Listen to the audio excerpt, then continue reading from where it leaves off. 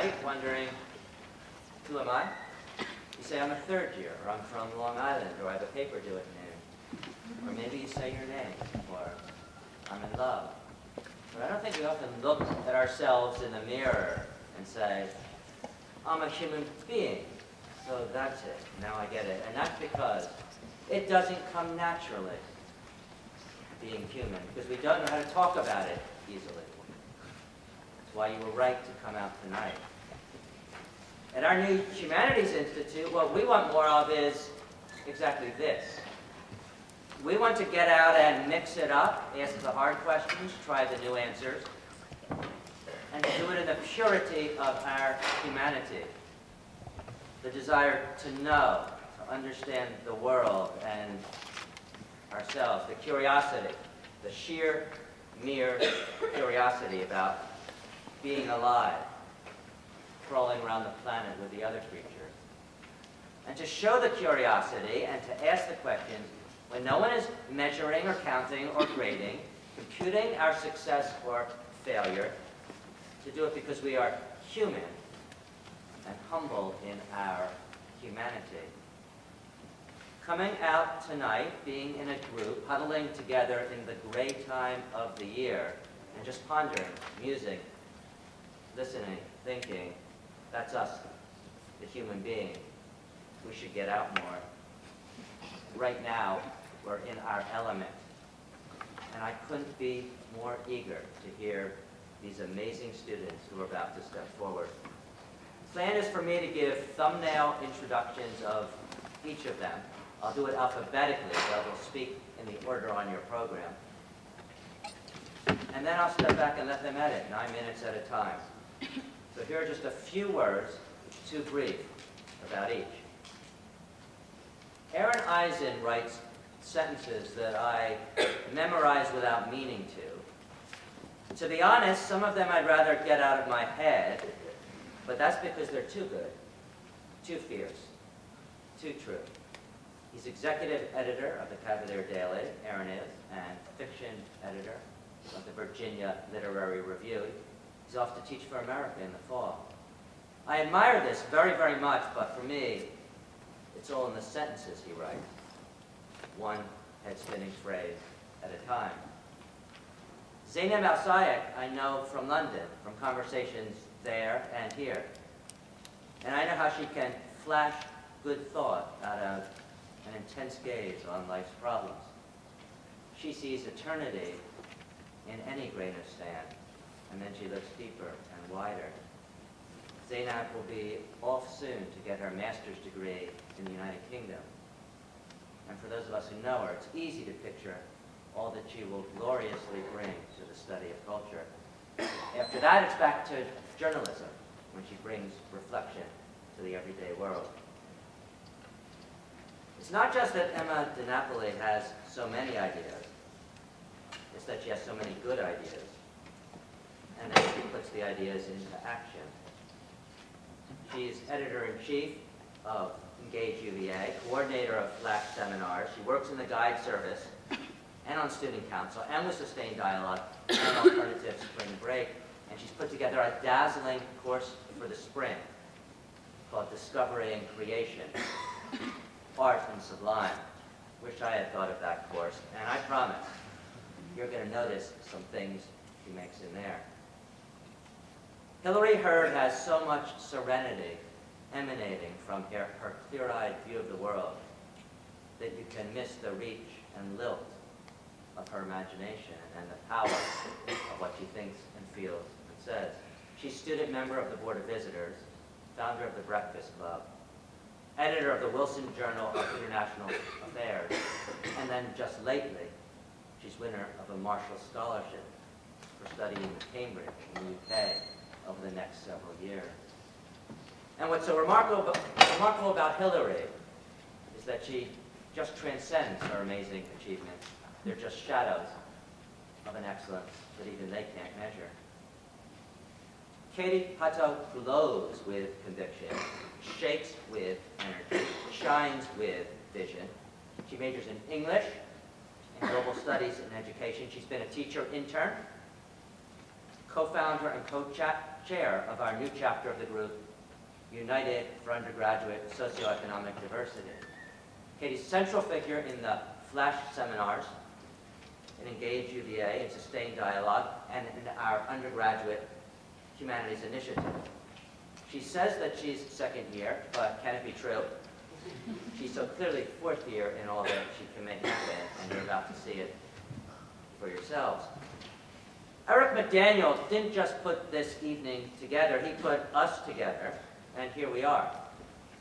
He has this gift, have any of you noticed? He's so disarming and hopeful and visionary that before you know it, you want to sign up for whatever he's inventing. Look at me. How do you think I got here? It was my bowling night. Eric's director of university relations, director of marketing for University Programs Council, founding director of the Leadership Network, co-sponsor of what we're doing this evening, and I so enjoy working with him. And Eric, we're not finished. Tonight is just the crossing of another threshold. I've learned that when you talk with Charlie Tyson, you shouldn't be sitting still because then he'll run circles around you. You'd think he'd respect his professors more, not make them dizzy with that brilliant conversation. But who can claim Charlie? If you have that, flaunt it. He's third year in PST and English, works on the CD, and he's published in such important places as The Nation and the Huffington Post. And that's the thing about Charlie. He can do more than talk the talk. He can write the writing. Now, I don't like to insult my professor friends. They're so good to me. They don't deserve being told what I often like to tell them, that if I run into any problems in my own personal life, if I need advice and support and guidance, I'll go to a third or fourth year undergraduate. My friends do get miffed. Thanks for your good opinion, is what I hear. But the truth is that when you undergrads spend these years negotiating your life away from home, when you fall in and out of love, when you change your mind about what you'll become and what a difference you mean to make, when you revise your deepest views about what matters most in your life, well, then you're being human, so very human. And I'll turn to you when I have that need, I mean it, because there's something you have right now. It's a form of wisdom won through struggle. It's a wisdom that, unfortunately, you don't get to keep. You can reach for other forms of wisdom in your life, but that special mix you have right now of innocence and experience, radiance and goofiness, grace and clumsiness, certainty and bewilderment, that special mix you have right now is like nothing else I know. I would especially turn to these remarkable people sitting to my right. Luckily, I have no problems right now. None that I know about, anyway. But I have something else. I have the great honor of introducing these 7 wonderful students. Will you join me in welcoming them?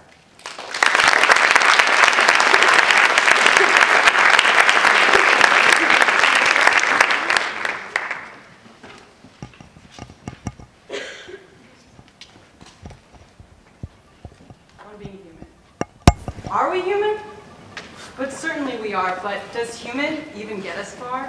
When trying to pin down with purpose and rhyme our eternal musings in slippery time, I wonder what human does even convey. Can we help but toast to crusted cliche? How tonight, with words sound and untaken, can we capture humanity and not be forsaken by the bard, the poets, and all who tried to capture and to frame the amorphous sublime? Now, by sublime, I mean the human condition, from things physical, emotional, to simply cognition. Yes, they tried with revered stories and song, but wait, don't they sometimes do it wrong? Don't they miss, too, what we actually mean, using words that are clumsy and not fit for the scene where we find ourselves? Yes, they mistake how we feel, and there's moments where lifeboats start to keel, and where language no longer floats our thoughts, but merely surrounds and says what we've not to express and not to make live, liquid emotion we can't seem to dry. Now, without desire to be maudlin or dreary, tonight I wanted to share but a theory, nay, a testament on when words won't always suffice, for language is an imperfect, evolving device, and to say what you mean 'tis a frustrating dance, making ambiguous moves right behind chance. Now, to make my point about the space between words, I've consulted some friends, fellow language nerds, and sought to know just what can't be said with the English diction we've got in our heads. Now, think Schadenfreude, a German phrase for pleasure in another's pain, a Hagu, meaning great comfort by fire, an idea by the Danes, or Poshlos, a Russian word to say things petty or evil, or karma, a retributable force, yet somehow medieval, or koyonokan, who knows if I pronounced that right. It's Japanese and means I'll love you soon, well, I might, and the Brazilians say kafune to describe running fingers through hair, and when slow on the comeback, the French call it an esprit d'escalier. Murmur is an Australian phrase for looking with your feet. Yokomichi from Japan means too stressed to speak. Now, I list out these phrases in a way unforgivably trite, only to show that without good boxes, ideas lose their might, and what we feel now we will but imperfectly say. For we lacking language, we lack shades of gray. What remedy have we then for this space in between? How can we as people actually say what we mean? Think of the Inuit with 7 different words for snow from above, or the Greek arrows like agape and philia, all different words for love. Yes, honest expression is but a frustrating dance, involving more than ambiguity and more than chance, more than foreign words and a developed lexis. It's about being human, that's its true nexus. It's about inventing and searching when we can't find the phrase. It's about linguistic adjustments in an evolving maze. Being human is speaking and sometimes failing to rhyme, for it's only the unspeakable, really, that touches sublime. And all that we try to box and convey will only ever be a parcel of what we mean to convey.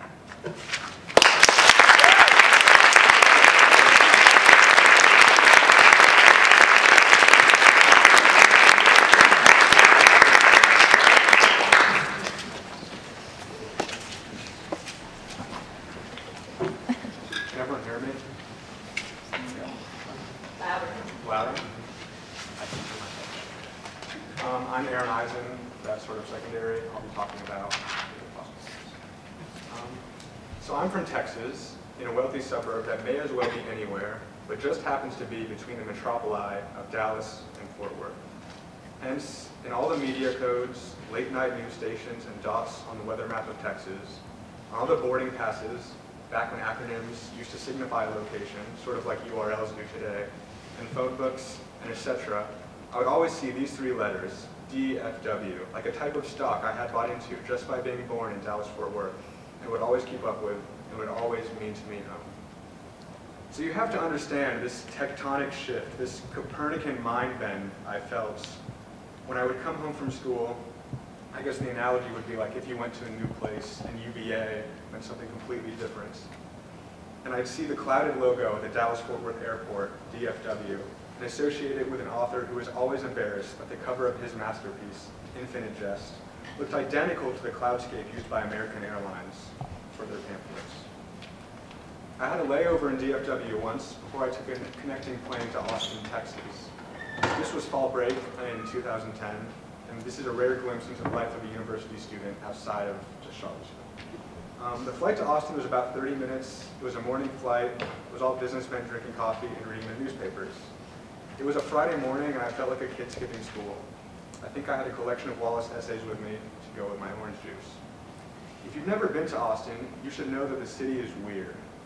That's the town's motto, to keep Austin weird. It's weird because it's this incredibly liberal college town, but it's also the very conservative capital of Texas.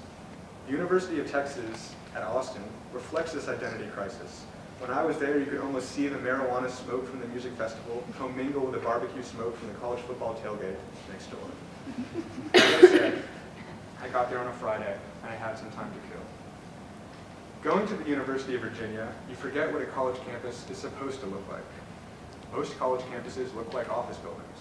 These big institutional complexes with brutalist architecture, tiny gardens, and metal benches. But I was looking for the Harry Ransom Center.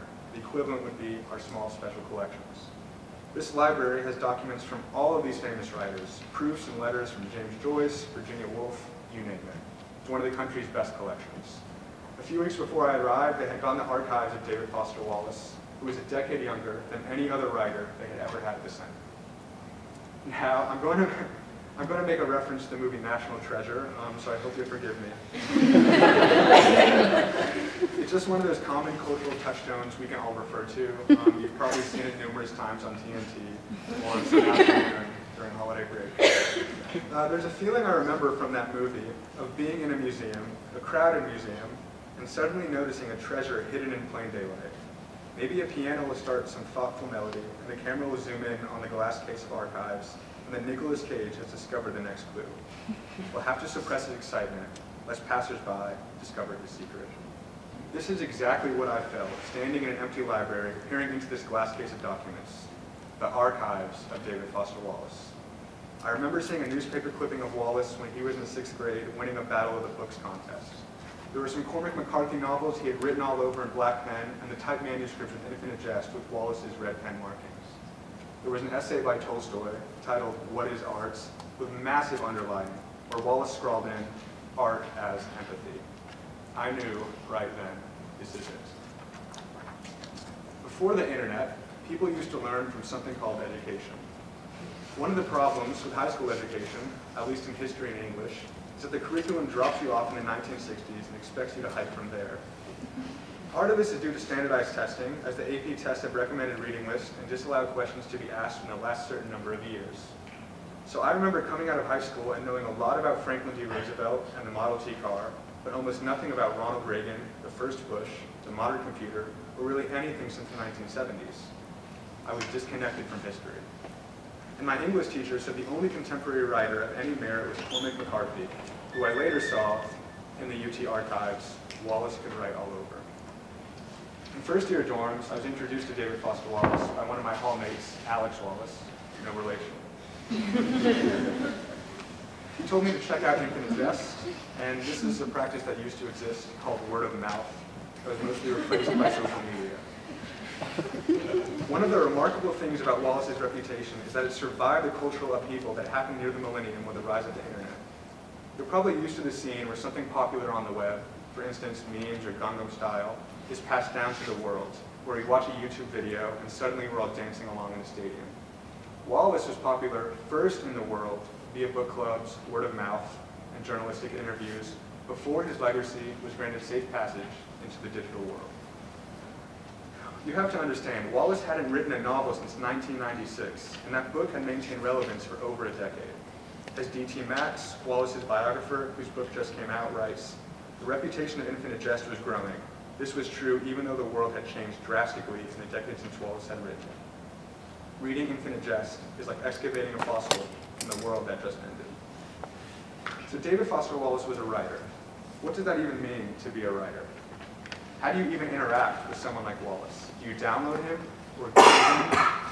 Can his wisdom be streamed? What you do with a writer, of course, is read them. Here's a passage from The Pale King, his unfinished novel published in 2010 that gets close to what I felt as a first year and may articulate what some of you are feeling right now during finals. And I left the book in my seat, so.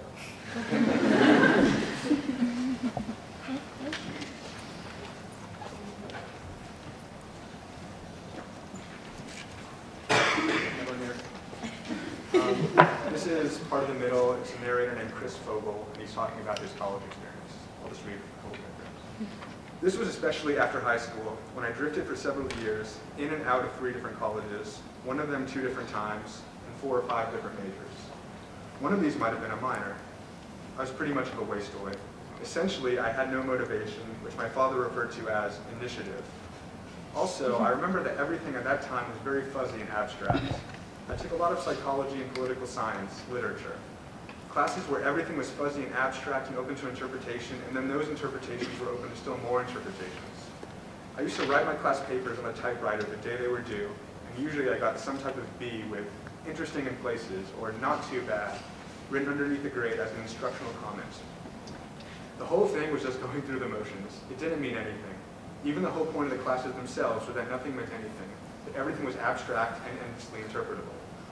Except, of course, there was no argument about the fact that you had to turn in the papers, you had to go through the motions themselves, although nobody ever explained just why, what your ultimate motivation was supposed to be.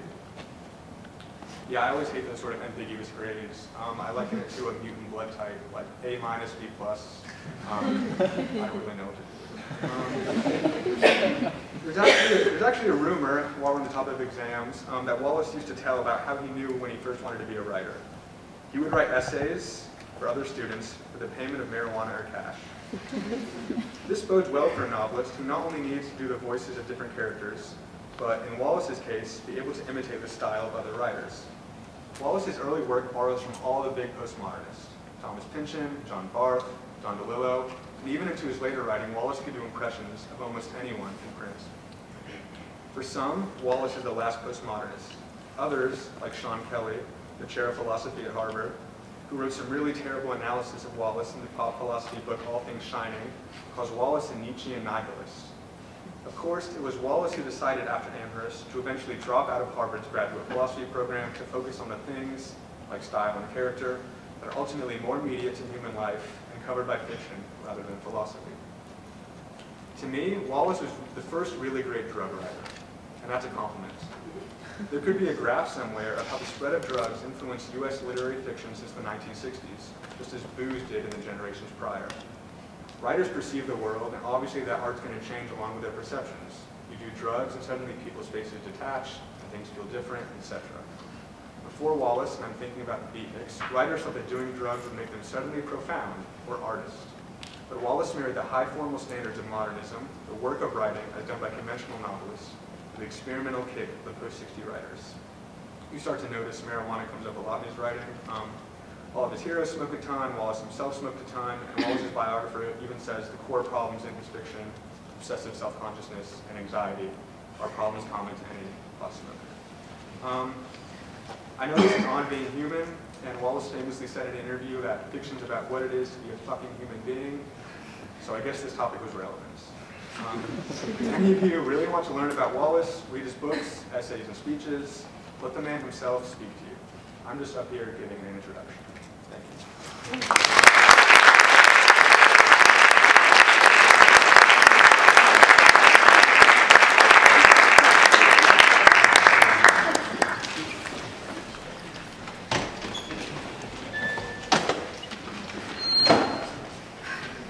Okay, hi. In a university like the University of Virginia, it wasn't surprising that soon after the first women students were admitted in, they formed their own traditions.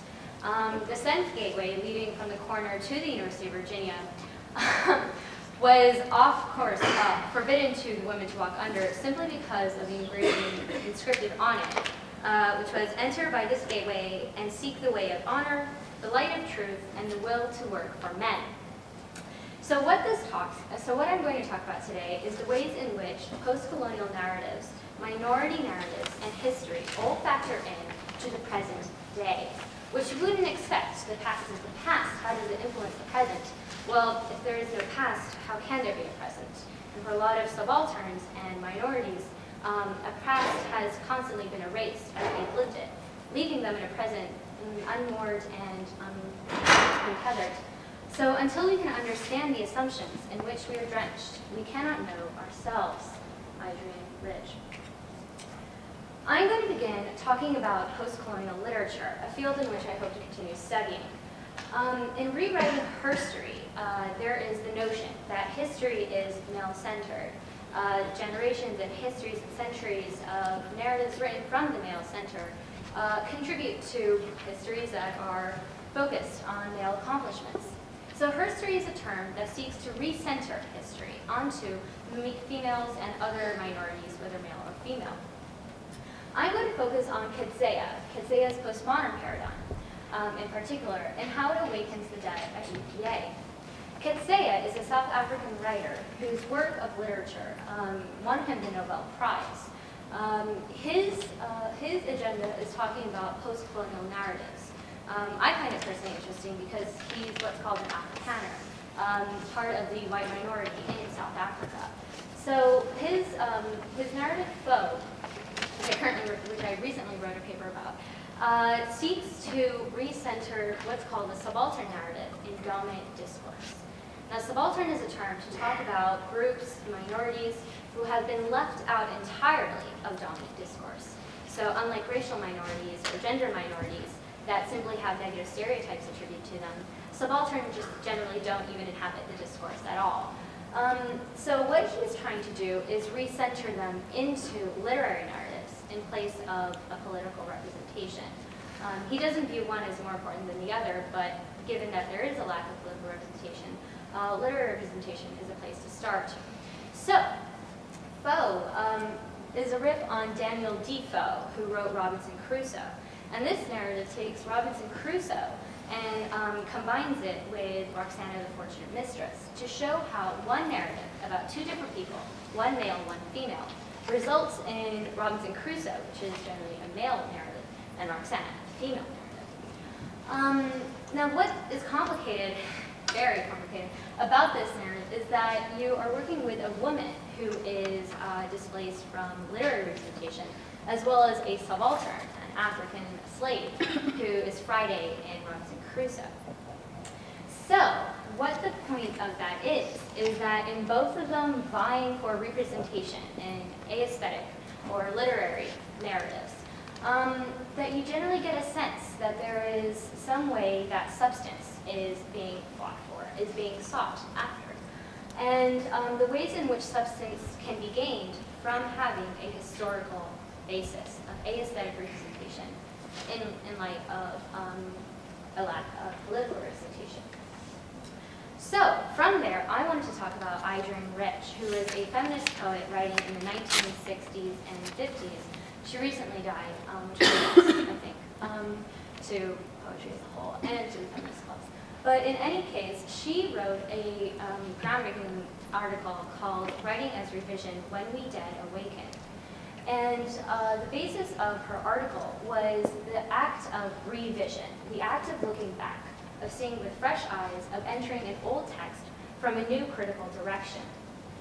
In the times of the 1950s and 60s, there was the height of the domestication of women as housewives. And Idren Rich, as a poet, found that her voice was challenged to make a history that women academics simply didn't have. And so in her revision, in her looking back at the track of academia, at women poets, she found that she was trying to put together a history to substantiate her own feminist poetry. And that's why she said, it is for women more than a chapter in cultural history. It is an act of survival, this process of revision of the histories that are available. So what that has to do with UVA, back to the site gateway. Remember first arriving at UVA and being like, oh my gosh, this is such a cool gateway, I gotta walk through it. Going from the corner. And I was like, oh my gosh, I gotta read it, I'm an English major, what does it say? It's gonna say something profound, right? And then I just like enter by this gateway and I was like, I'll do it, I'm going, right? I can't wait to do it. So you finish reading. Is that fun? And seek the way of honor, which is, honor code, that's great. The light of truth, also good. And the will to work for men. And I was like, pop the brakes. What just happened? What just happened? I didn't, what? So it's good, it's a micro, it's at the very bottom. Good thing, and I also do journalism. And part of what I do as investigative journalism is that I look look deeper into the past to put together pieces for why the current events are happening. And so in one of the articles I recently wrote about the history of women at the University of Virginia, I uncovered a manuscript written about the history of women at UVA that explained this tradition, that women actually, when they were first admitted to UVA, didn't walk through the gateway. So that was interesting to me, that as a woman at the UVA, I had a history here. History that I didn't know about, that I couldn't know about, I think, because of something so architecturally founded and grounded in the University of Virginia, and a university known for its traditions, prideful of its traditions, renowned for its traditions. Further research from my article led me to, as usual, just read anything I found. It's a habit. So I came across an interview by the first African-American student at UVA, and I also found a lot of resonance with that. So some of the questions that he was asked, I thought were insightful. I would ask them. One of them, how often can you forget that you're a Negro? And I'm not sure if you can see his answer, but he responds, how often do I sleep? 6 hours a day. And then another question was, what do you mean about losing identity at the University of Virginia? Another question, after you leave, will you feel you belong here? And their response to that was, no, I'm tolerated, not accepted. So what does that mean for minorities, women at UVA? What does that mean? That there is a history, that there is a substantial body of history for those currently at the University of Virginia who are now marginalized, not to the extent of subaltern in post-colonial literature. They're not entirely out of the discourse. They're not entirely unknown to the world. But they are marginalized in history in a university known for its history of being a men's university or an old boys school.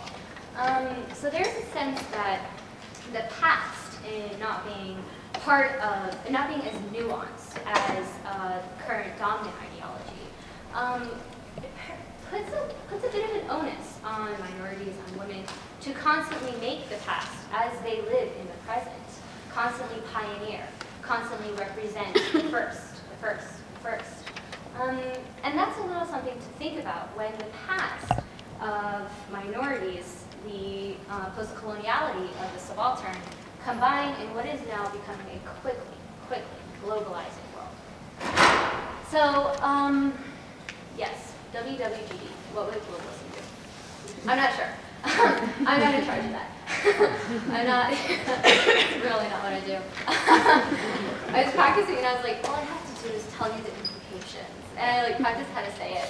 So I would not have to explain why I don't come up with 4-step plans and stuff. All I have to do is tell you about the implications. So what does happen if you have minorities at a university that are constantly marginalized, that are left out of a history and therefore left out of the present, and possibly a future, most likely. And what do you do when you are now globalizing quickly so that minorities here are meeting subalterns elsewhere, or at that point they're not subalterns, but post-colonials elsewhere, and they're interacting across the landscape of the world? What does that entail? How does that even happen? So this is also from Eisen Rich, When We Dead Awaken, and I also titled this slide "The Walking Dead." A radical critique of literature, and here I've been substituting for social norms, would take the work first of all as a clue to how we live, how we have been living, how we've been led to imagine ourselves, how our language has trapped as well as liberated us, how we begin to see and name afresh, and therefore live afresh. So, it's a bit of a quick pace, so to sum up, let's work on tradition. The idea that post-colonial narratives are trying to substantiate their subaltern through literary representation in light of no historical representation, literature as a way to fill in the gaps, is a notion taken up by feminist poet Eisen Rich in trying to substantiate female poets in academia in the 1960s, 1970s, where women were first entering academia as undergraduates, as faculty. And is a notion that I take up now to awaken the dead, to nuance the history at the University of Virginia, to incorporate minority histories of such people as Leroy, who was the first African American, or some of the first undergraduate female students who came in over the course of centuries before the 1970s, as a way in which to substantiate histories and presence. So again, we need to know the writing of the past, know it differently than we have ever known it, not to pass on tradition, but to break its hold over us. Thank you.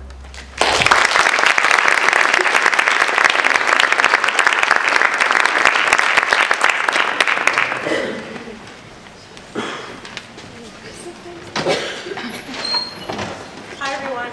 I just wanted to spend a few minutes talking to you guys about giving to get us all through the holiday season.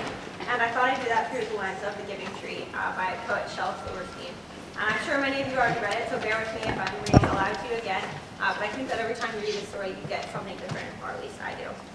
And I apologize if you can't see the pictures.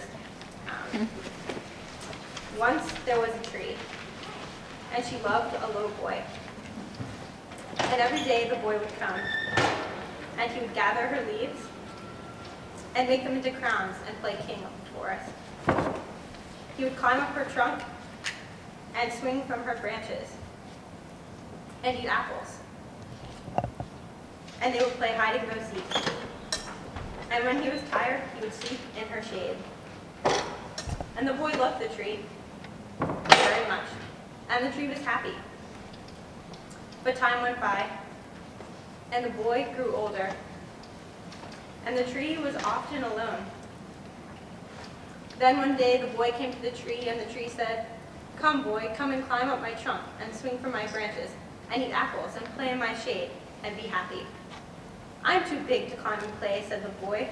"I want to buy things and have fun. I want some money. Can you give me money?" "I'm sorry," said the tree, "but I have no money. I have only leaves and apples. Take my apples, boy, and sell them in the city. Then you'll have money, and you will be happy." And so the boy climbed up her tree and gathered her apples and carried them away. And the tree was happy. But the boy stayed away for a long time, and the tree was sad. And then one day the boy came back, and the tree shook with joy, and she said, "Come, boy, climb up my trunk and swing from my branches, and be happy."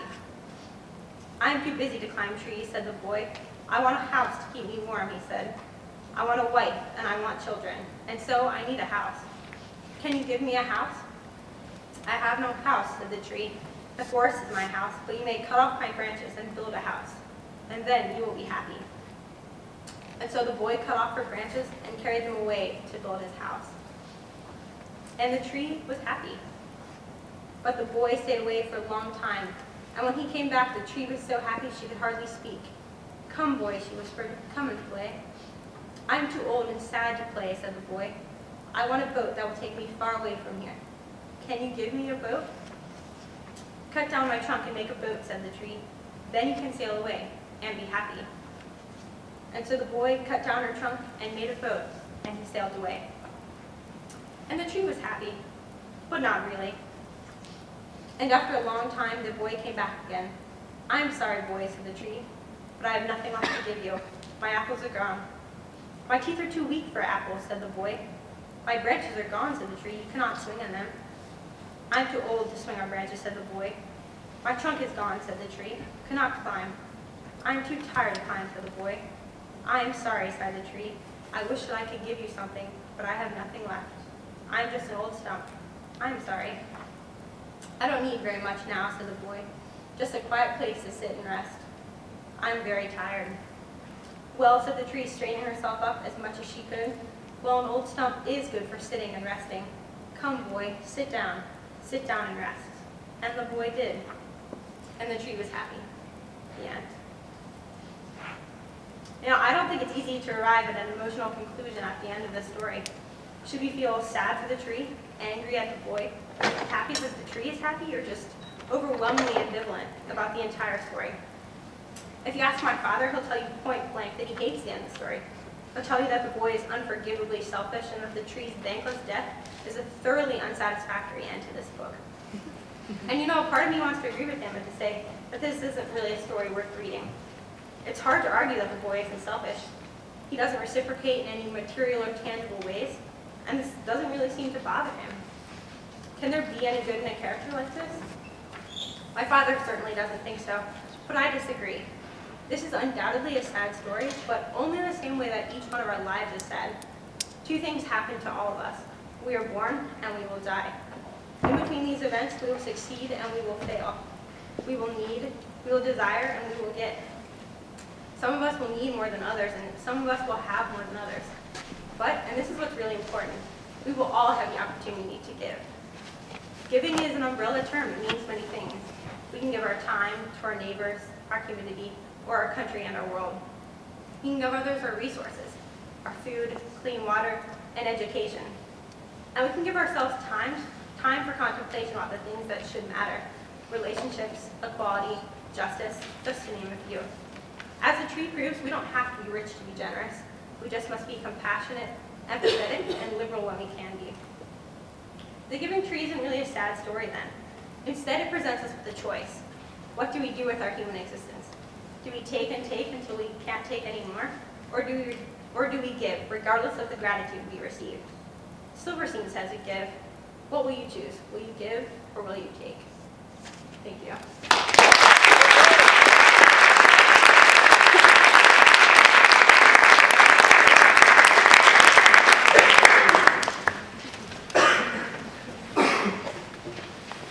Hi, everyone. So it seems appropriate to begin in low resolution. I'll pretend that it's retro, some kind of paying of respect to the past, maybe. In reality, I just couldn't find a very good picture, but we can run with that. It works, right? So anyway, get in, losers. We're going time traveling. I started by trying to figure out where exactly the word nostalgic came from. It doesn't really sound like anything. It just kind of seems like it popped up out of nowhere. And it turns out it actually has a very strange origin as a legitimate disease. It began, you can see the long quote up there. The book, unfortunately, was checked out from Clem. If that was you, I'll find it. I wanted to read the whole thing. But this is from the introduction, which thankfully Google Books had. And it says that nostalgia actually began as a word to describe a condition affecting Swiss mercenaries on long tours of military duty. How weird does that sound in comparison to the way that we use it now, when we think about our childhood and we idealize all of these things? And why wouldn't we be nostalgic? It seems like just satisfying human impulse to sentimentalize, to find something meaningful in what we already know, maybe even to comfort ourselves when it seems like some days all we can count on is the fact that everything's going to change. But it just makes sense to be nostalgic in light of all of those things. When we think back on our childhood, there's so many valuable things that it's taught us.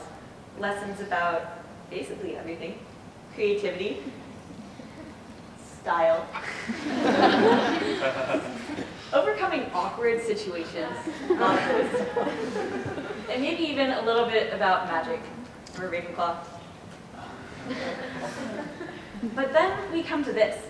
Someone is quantifying our childhood, guys. Be afraid, be very afraid. What makes us feel entitled to say objectively that our childhood was better than anybody else's? We've been called Generation Y, the millennials. One of my personal favorites, though, is the Peter Pan generation. There's a sense that in some ways we just can't let go of the past. It's not just that we don't want to, it's that we can't. So maybe it's some kind of insecurity about up to which point we're actually growing after all. We just really don't know in a lot of ways.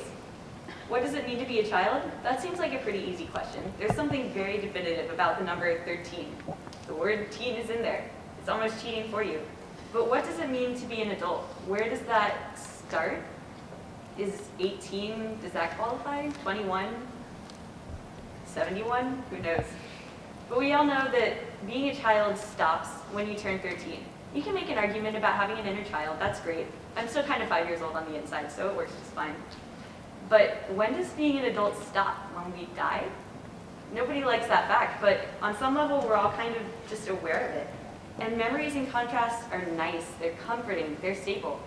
My Beanie Babies never asked me what I wanted to be when I grew up. My brother's Legos never demanded any kind of strategic animism.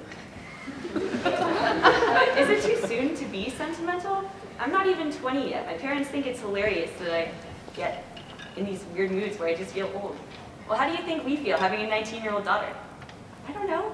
I don't pretend to know. But on some level, because of some sort of sentimental exceptionalism, or maybe just self-delusion, I honestly feel like it feels weirder for our generation, or it will feel weirder than it does for them. So why? I would like you to join Bill Nye and me for just a minute. Say that phrase made my life. But anyway, I would like for you to join us for just a minute in wondering why it really continues to have such importance for our generation. Why can't we let go of the past, and why don't we want to? In some ways, I think that starts with questioning the very content of all of these things that we consider, to use Aaron's phrase, common cultural touchstones. And that's the problem with it for me, is I'd always considered them common until getting to college. I always kind of just saw pop culture as another form of literacy that we all have. You have to be up on your quotes. You probably understood those two in just a second. Or maybe you didn't. When I came to college my first year, I had a Ukrainian roommate who just absolutely insisted that the Hans Christian Andersen version of The Little Mermaid was 10 million times better than the Disney movie, and that I was ridiculous for liking it. It happens. My roommate this year, / other half, is Chinese and had never seen The Grinch before. Still hasn't. We're going to change that. But anyway, it's just interesting to think about the fact that we don't really have any grounds on which we can actually say my childhood is better than yours because I know this movie, because I can quote that TV show. And also, I think it's important to realize that the things that we do hold so high in our heads are not really perfect whatsoever. Looking back on all of these Disney princess stories, there's a pretty good amount of chauvinism. Sure, there are a few strong, independent woman types thrown in there for good measure, but they all end up with a Prince Charming at the end. It's just how the story goes, happily ever after. And this is actually from a censored 1940 version of Fantasia, but I think it's pretty clear to see some racism that you could attribute to the context of the time. And yes, Disney has apologized, and yes, there are some edited versions that just kind of leave out the scene. But it's important to remember that these things are all there in our past, and that we can't just idealize our memories beyond reproach, or consider them held above reason in some ways, just because they're in the past. And I think it is important to acknowledge we've done some stupid, embarrassing things. I'll comment on this.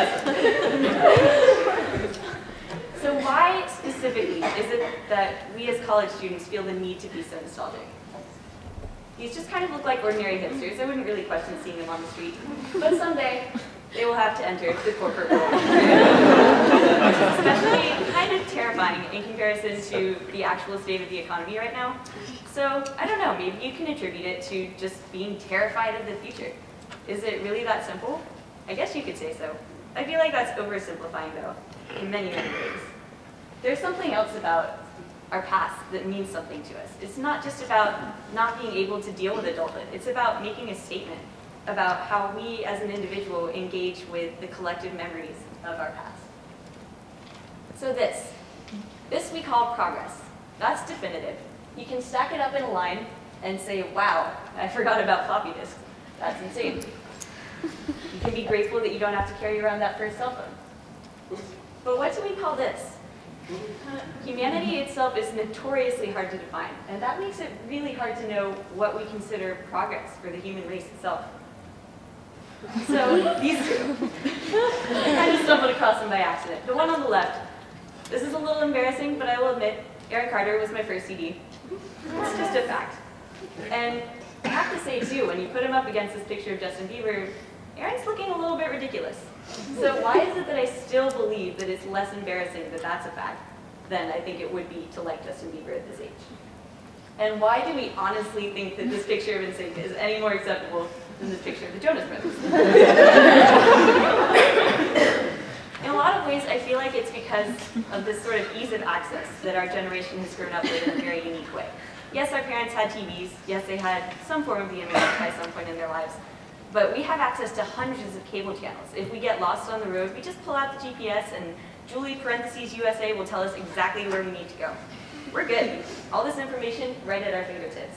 And so we have this way of looking into the past and picking what we want to be nostalgic. I'm allowed to say I wish I had lived in the 70s because the Beatles are awesome. But what does that mean? Something very different for somebody who's 19 than it would be for somebody who is alive in the 70s. Weird concept, I know. But we have all of this hipsterdom that kind of springs up in relation to it. It's because it's so easy to bask in all of this irony and self-superiority that just kind of perpetuates through our own will, I guess, in a lot of ways. We feel better because we have something to say, this is not good. This is the present and we don't like it, and we need to define progress for ourselves by asserting that our past is better than your present. And then you have Instagram. Day in the life of a hipster. I drank my coffee this morning in the 1930s. So I put the 90s nostalgia at the end of all of this. And it is wonderful, I know. It's more or less a screenshot aside from one or two Microsoft painted over words. But one of the first things I noticed about this is the tie-dye background. The 90s did not invent tie-dye. It's just a fact. But I still remember wearing tie-dye as a child. So it has some meaning for me as an individual. But that meaning, again, is different than it would have been for somebody who lived in the 70s. So why does it matter to me? I think it's because of the context in a lot of ways. Because tie-dye means something different for a 90s kid than it does for a 70s hippie. Because we have all of this information overload, and it leads to a nostalgia overload. Everything is at our fingertips. We can pick what we want to be nostalgic about. But context is everything. Because waiting for the Harry Potter books to come out at midnight means something very different for our generation. And it's just not the same for anybody who goes back and just picks up the books, or anybody who doesn't have to wait for new episodes of Lizzie McGuire because they're all on Netflix or whatever it is. I think in the end, it all is about just accepting that your childhood is an experience, not something you need to have an authority about. But let's be honest, I still believe that my own childhood was the very best, like no one's ever was. Thanks.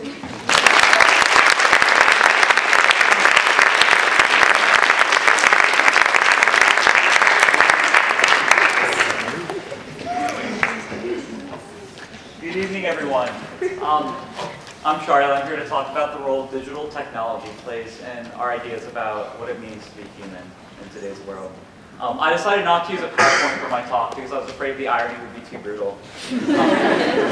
But whereas PowerPoint is a technology, a voice is not. Language is something that's innate to our species, and for that reason and many more, I'm glad to have the chance to share my words with you tonight. Technology is a broad concept, so we can start by figuring out what exactly we mean by it. I'd like to start with this premise. To be human is to be technological. Almost everything apart from our bodies can be regarded as some sort of technology. My clothes, my glasses, my toothbrush, we're already almost half cyborg as it is. You've probably read articles invoking fearful notions of human techno-hybridity, clones, designer babies, but the truth is we're already part of the way there. Technology and humanity were never two distinct domains. As is shown, I think, most powerfully in one of my favorite movies, which is Stanley Kubrick's 2001: A Space Odyssey. And you guys probably remember the sequence. It's near the beginning, and it shows these early hominids who learned to use bones as a tool and as a weapon, while Richard Strauss's Thus Spoke Zarathustra plays. And the suggestion is that by using technology, we become human. Nicholas Carr, in his book The Shallows, identifies 4 primary categories of technology. One set of technology extends our physical capabilities. So for this category, you can think of stuff like a hammer or a plow. Another category amplifies our senses. So I guess good examples would be something like a microscope or a telescope. With the third and fourth categories, though, things get a little hazier. The third category Carr defines is one that encompasses technologies like the birth control pill or genetically modified food. And this category of technology is a way for us to exert control over nature and shape it according to our own needs and desires. The first 2 categories are pretty straightforward. The technology replaces a function that our bodies would otherwise perform, like unscrewing a jar or peeling an apple. The third category, though, makes some people uncomfortable. Many people who are uncomfortable with technologies like birth control or genetically modified food feel discomfort for theistic reasons. They believe God made the world a certain way, and that to mess with natural processes too much shows a certain amount of hubris. The fourth category, which we can call intellectual technology, inspires a similar kind of discomfort welded with a kind of utopianism. But the discomfort that arises from digital technology stems, I think, from very different reasons, and that's what I want to get into tonight. Intellectual technologies have been around for a while. The abacus, the map, the book, these are all examples. Most digital technologies, the computer, the internet, are intellectual technologies. And like I said, instead of replacing functions that our bodies can perform, it replaces functions previously performed by our minds, and they do it better. And that's what I think scares us, that maybe our laptop is smarter than us, or our phone knows more. But what scares me is that digital technology is more than just another tool or another medium. It's an entirely new social dimension. The internet, on the one hand, aggrandizes us, providing unimaginable access to the hot commodity of our day, information. At the same time, the digital interface constrains us, limiting our range of options.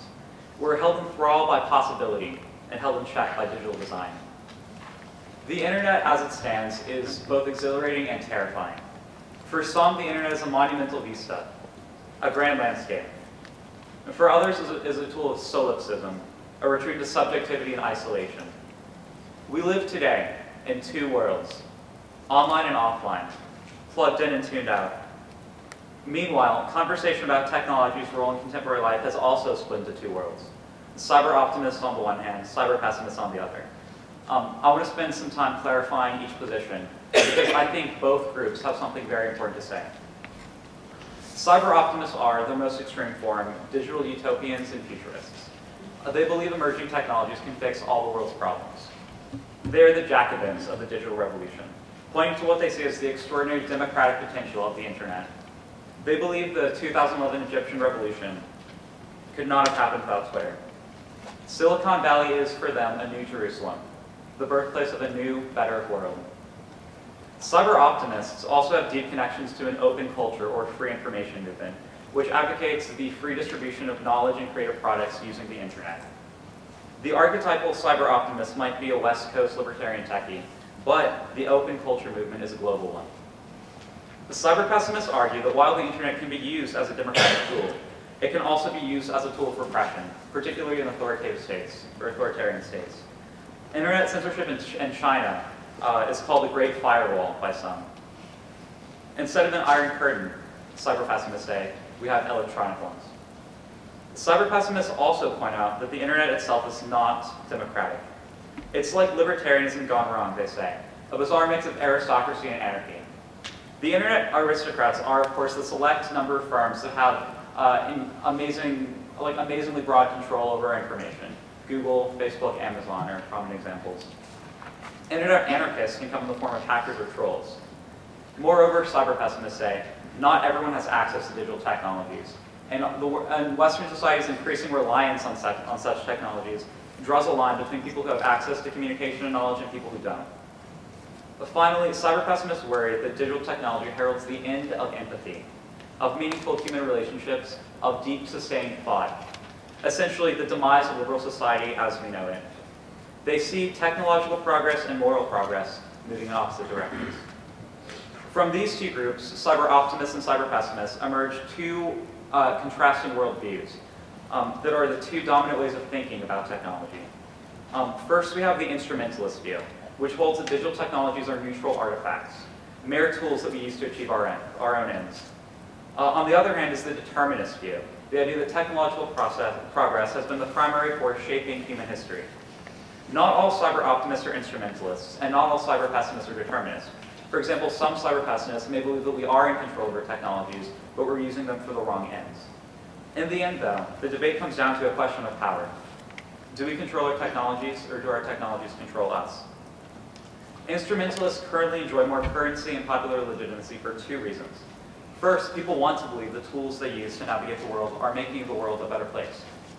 And second, the cyber optimists, the Silicon Valley techies and digital media gurus, own the plant, so to speak. They pioneered the online world, and they get to set the terms of the debate.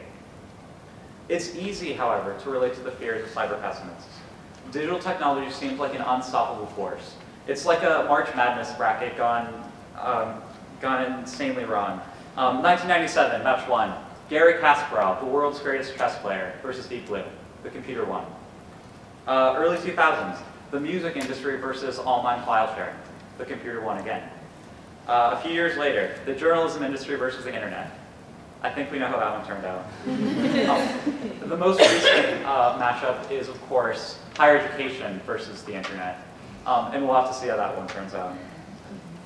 What I want to suggest next is that the history of thought and the history of technology are inextricable. Emerging discoveries in neuroplasticity suggests that technologies can reshape our neural pathways, making some circuits stronger and others weaker. You guys have probably read articles about, oh, like I'm losing my memory because of Google. I can't concentrate because of Facebook. And we have to determine for ourselves whether these are just convenient excuses or whether there's something going on a neurological level. I think that what's more interesting and maybe more important is the way technology imprints itself on our imagination. I for one, can't imagine the 1920s or the 1930s in color. For me, it's always black and white. It's flapper haircuts and Great Depression photos that I've only ever seen because of the black and white photography that was around. Finally, and I think equally importantly, our technologies change our language. Are we sleeping or are we recharging? Are we learning or are we being programmed or hardwired to believe certain things? For these reasons, I think emerging digital technologies have changed our notions of what it means to be human. One anecdote I'll share is me and my MacBook. So I don't know how many of you have a MacBook, but I'm assuming many of you do. And one thing I've noticed is that when I plug it in and it charges and I go to sleep, I can see the Apple on the top of the computer pulsing. And it's almost as if it's breathing. It kind of creeps me out. And I remember a couple weeks ago, I was taking a nap, and I didn't think of myself as, just a human being taking a nap. I thought of myself as recharging. And what I think of is, if we start to conceptualize humans as computers, there's no way we're going to win. Because that's just a fight we can't win. I can't memorize, like 10 million gigabytes of information. I would explode. We're never going to be as good at computing as computers are, and those reasons are clear. And a related anxiety, I guess, is the whole idea of what online productivity means. Because whereas previous revolutions, or previous things that we call revolutions, and I'm thinking here of mostly revolutions in technology, like the agricultural revolution, the industrial revolution, they changed life in tangible, immediately visible ways. But with the digital revolution, everything happens in the cloud. And I often will feel after answering emails or writing something to the web, what have I accomplished? All you do is you sort of exchange information. And that worries me sometimes. What makes the digital revolution, in my mind, a radical shift is that whereas the agricultural and industrial revolutions started out as changes mostly in economic modes of production, but for us, it's more than just commerce that's moved entirely online.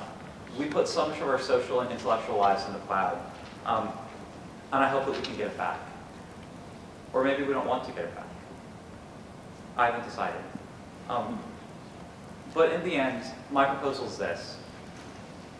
If determinists, on the one hand, are concerned about technology's effects on society, I don't think it's right for them to throw up their hands and submit passively to what they might view as the inexorable march of progress. And if instrumentalists are convinced that technology is a means to a positive end, they need to prove it. What we need to do, I think, is make the instrumentalist view a reality.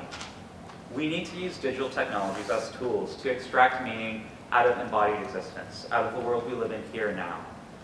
As a separate world, a separate social dimension, the internet, our computers and our phones are all hollow, artificial, and constrained by design. The real world is all around us, though, and it's marvelous. We're not computers, and I think that's sort of a wonderful thing.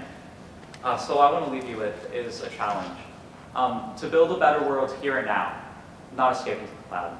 Thank you.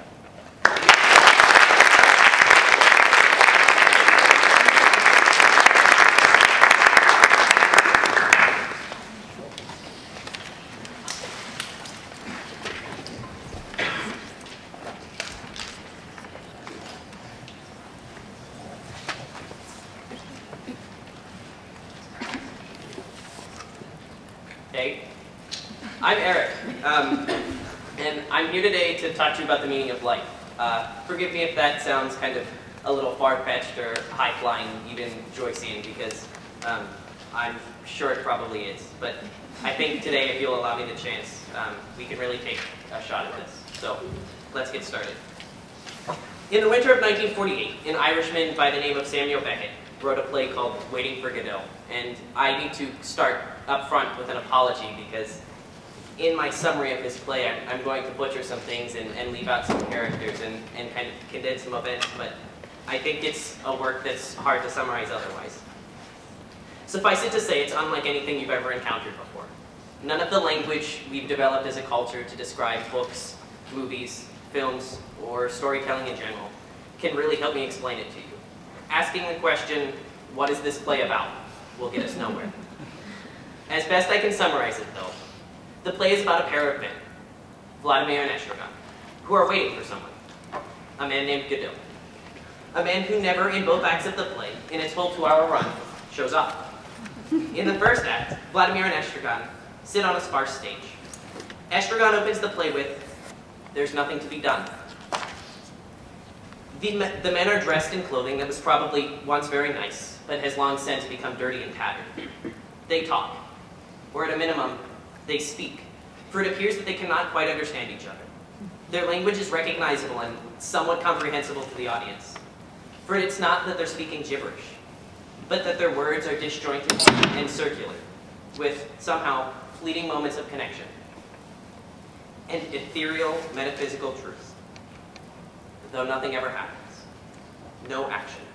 The same phrases and exchanges occasionally repeat, near verbatim, in the web of nonsense, like a haunting refrain that manages to penetrate the emptiness. Let's go. We can't. Why not? We're waiting for Godot. Ah. And so they wait. The first act continues. Nothing happens except their disconnected speech. It's torturous to both the men on stage and to the audience. The men talk of hanging themselves, but they fear they'll miss Godot if they try. At last, a boy appears and tells the men that Godot won't be able to make it today, but surely he'll be here tomorrow. Vladimir and Estragon deeply mourn his absence and decide not to leave. Yet for some reason, Vladimir and Estragon deeply mourn his absence and decide to leave. Yet for some reason, they don't leave, for they must wait for Godot. Probably unsurprisingly, the second act is no different than the first. Presumably it's the next day, but perhaps many days have passed. You get the sense that every day is much the same. They speak in circles, disjointed and disconnected, painfully alone. Nothing happens. The boy comes at last with no recollection of having been there. He lets them know that Godot won't be able to make it today, but surely he'll be here tomorrow. They contemplate hanging themselves. Estragon goes as far as removing the rope holding up his pants to use to hang. His pants then, of course, fall to the ground. It may be the most tragicomic moment I've ever encountered. Vladimir tells him to pull up his pants. Estragon asks if he wants him to pull off his pants. They fail to communicate, and then they, again, decide to leave. Yet, they do not move. And the play ends. Waiting for Godot ends, and there is no difference, progression, change, meaning, action. Nothing. Just lonely, disconnected speech, and the occasional outburst of emotion at the torture of waiting. Have you not done tormenting me with your accursed time? It's abominable. When? When? One day. One day he went dumb. One day I went blind. One day we'll go deaf. One day we were born. One day we shall die. The same day, the same second. Is that not enough for you? They give birth astride of a grave. The light gleams in an instant, and then it's night once more. In waiting for Godot, one day is the same as the next and the last. The sun rises and sets. Then it's night. Then day once more. They wait for Godot, and Godot doesn't come. This is certainly a dark play, there's no doubt. Yet it's also a striking work of art. Like I said in my introduction, my summary, no summary, can capture the beauty of the disconnect and isolation, the poeticism of Beckett's words. I know I can't explain to you exactly why it's so powerful, and I don't expect to, but please take me at my word. Even as the audience watches the tormenting nothingness unfold, the profundity and sense of truth the play expresses is somehow very clear. I just wanted to inject this here so it wouldn't talk you all out of seeing the play. I think we need a quick something to lift our spirits, so... Better? Good. Let's take a quick diversion from Godot. Hopefully you've all seen this before. It's called the Freytag pyramid. It's the most basic way of summarizing plot. A long time ago, you had an English teacher tell you that all stories you've ever read, seen, heard, experienced have one plot. This is the plot. For simplicity's sake, let's describe it in three fundamental parts. The setup, the conflict, and the resolution. All the Harry Potter novels, the movie The Lion King, any soap opera or Lindsay Lohan career-saving vehicle. Anything by Joyce or Dickens can be fit into this structure quite easily. Sure, it's painting with broad strokes, but it does seem remarkable that everything we've experienced in fiction and stories has a beginning, middle, and end. You've heard, seen, watched, read thousands upon thousands of stories, and in this way they're all the same. Perhaps Perhaps that's how we can best understand why Waiting for Godot is so different. No matter how you slice it, it can't be fit into that shape. The play is instead structured something like this. A circle. No beginning, no end. Just the same thing over and over. Just meaningless, waiting for something that will never come. If you expanded the diagram for their whole life, I imagine that it would look something like this. Birth, day, night, day, night, day, night. Death, or Godot. Although, I'd like to posit that these two might be the very same thing. There's no story arc, no levity, birth, circular days, and death. So what do we do with that? What does that mean? What does Waiting for Godot mean? What can we even begin to derive from a circular play about nothing, in which nothing happens, and nothing is meant to happen, and no one shows up, and nothing changes, and no one does anything, and everything is miserable? What can we take from that? What does it mean? It might be tempting to say that somehow it's a play about waiting, but that's not quite the case. As one critic said, Waiting for Godot is not about Godot, or even about waiting. It is waiting. The men wait, the audience waits, and then there is nothingness. The total absence of meaning. And that's the point. Waiting for Godot is a play about life. Another critic termed it the pure play. Do I have a slide? No. Another critic termed it the pure play. All of the conventions of storytelling and story have been stripped away. All that's left on stage are the bare bones of existence. Life laid bare. The only things that are guaranteed are that you were born, you will die, and the sun will rise and set in between. There is no purpose or meaning. You have to eat, sleep, and breathe, but absolutely nothing else. And so Vladimir and Estragon do nothing else. They sit and wait for death. But that's not the only option. By living in the world with no innate or objective meaning, you have been granted the ultimate freedom. You're able to create your own purpose. There is no predetermined fate, no good nor evil, right nor wrong, winning or losing, mortality or sin. There's no black or white. We live in a world of infinite shades of gray, a universe of ambiguity in which the only things that have value are those that you assign value to. You on your own choose what has meaning, what is significant, what matters. No one else has domain over your purpose. No one can make something matter to you. You are the ultimate arbiter of value and meaning, and you can shape your life, purpose, journey, story accordingly. I'd like to end with a quote. No, not a Jefferson quote. Rather, one penned by a man named Jack Layton. He was a Canadian politician who wrote this in a letter to the Canadian people on his deathbed.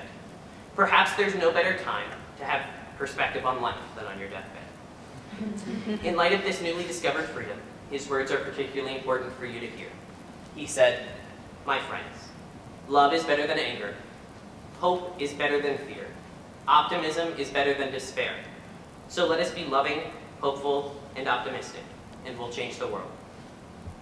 All I ask is that whatever you do, whatever you choose to value, please don't sit and wait for Godot. Thank you.